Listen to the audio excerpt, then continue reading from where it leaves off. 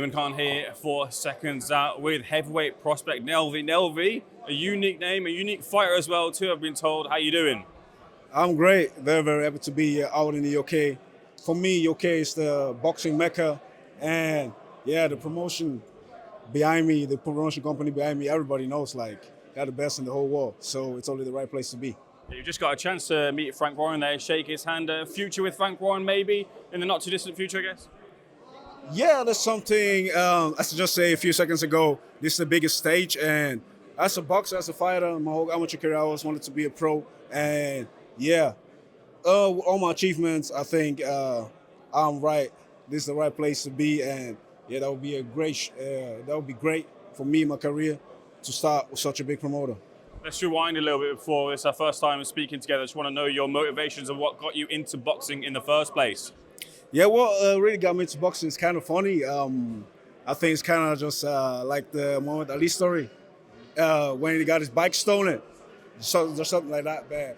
In my case, I was just a fat kid that wanted to lose some weight.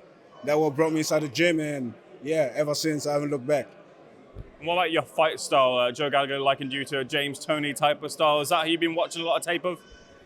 Yeah, certainly back in the days, yeah, 100%. And I've been what really brought me into boxing was Mike Tyson. He's one of my biggest idols in boxing as well. I really appreciate the comparison with James Toney because he's definitely one of my favorite fighters. Being such a big guy, being able to move that well, and that's what I strive on. That's what I would say that it's like my attributes, the movement, the speed in such a way. And yeah, I like the comparison.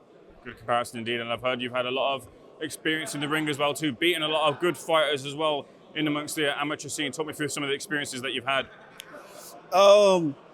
Since we're already in the UK, I can only bring a few UK names up. One would be Frazer, Clarke, and the other one is Delicious Ori. Delicious Ori I beat twice, and Clarke, I beat him in 2019 at the European Games. But for me, it's amateur, you know. So myself, I wouldn't really rate that high because for me, pro is a completely different game. But of course, I'm confident with beating such world-class athletes that yeah, I'll make it on the pro game as well.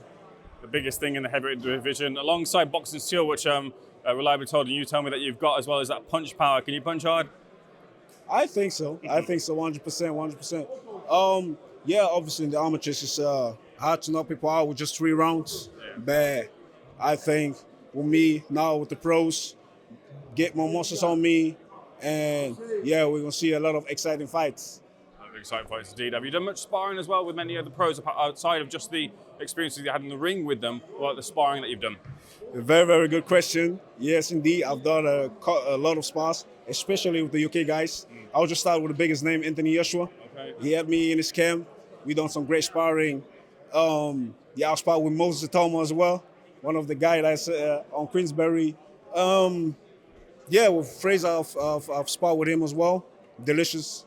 We sparred as well because back in the amateurs, the GB team and the German national team were very good connections. That's why we spar a lot. But as I said, I think that's a lot of big names that are well known out here in the country that I spar with, and I think that I hope myself that I could, yeah, that way. How should I say like that? The level, at least. I will not yet. I will not pick all the names out, but in general, the level is there, 100%. Can you give me some more detail then about that time that you spent with Joshua and what sparring with him was like? Yeah, of course. That was a great experience for me because that was like the first time for me ever going out like internationally to spar with a pro, and being the first time. Got the best in the division back in the days. So for me, it was a great experience. What I learned the most is how hungry Anthony Joshua was at that time, with all the money that I have, with all the stuff, with everybody around him.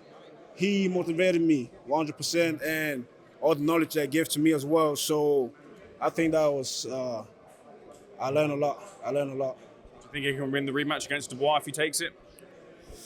AJ, it's a hard fight. I just, the way I think that he just got the tactics wrong from the start, from the jump, fighting with his hands down. This is heavyweight, you can't play. So I can't really say that both got power. We saw it, I think it was the 5th round, yeah?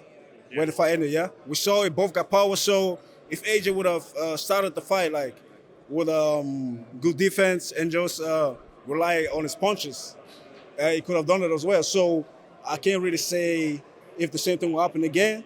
But if AJ comes prepared, with his hands up, he can lay Daniel to sleep as well. So for me, it's still a 50-50 fight.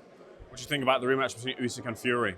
Oh, that's a hard one as well. Me, I'm a huge Usyk fan. That guy is it's unbelievable. Like the same stuff that he's been doing at the amateurs, jumping around for 3 rounds, he's doing it in 12 rounds. What I really learned about the first Fury fight is that guy got a chin as well.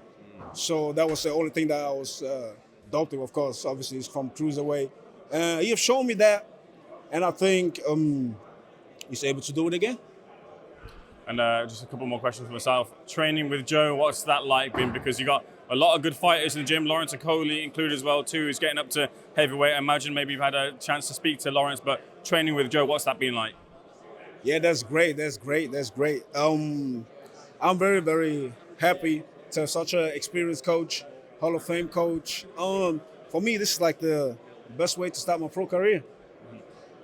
For anyone who wants to follow your journey, where can they find you on social media to follow what's going to be? You're nicknamed The Trouble. I don't know if that's going to stick yet, but you're looking to make some trouble in the pro scene. Where can people find you on social media? Yeah, like everywhere, on IG, on TikTok, on YouTube, just by my full name, Nelvie Tiafack. Nelvie, the pleasure is all mine. Looking forward to watching you and your career progress as you go into the program. A lot of us talk about you, so I can't wait to see you in action, whether it be this year, maybe next year, the debut? I'm planning my debut to be start of the year, starting next year. So, yeah, a couple months and then we'll get it cracking. Looking forward to it. Thank you so much. Thank you very much. Good to meet you. Great interview. Appreciate it. Thanks a lot. Good man.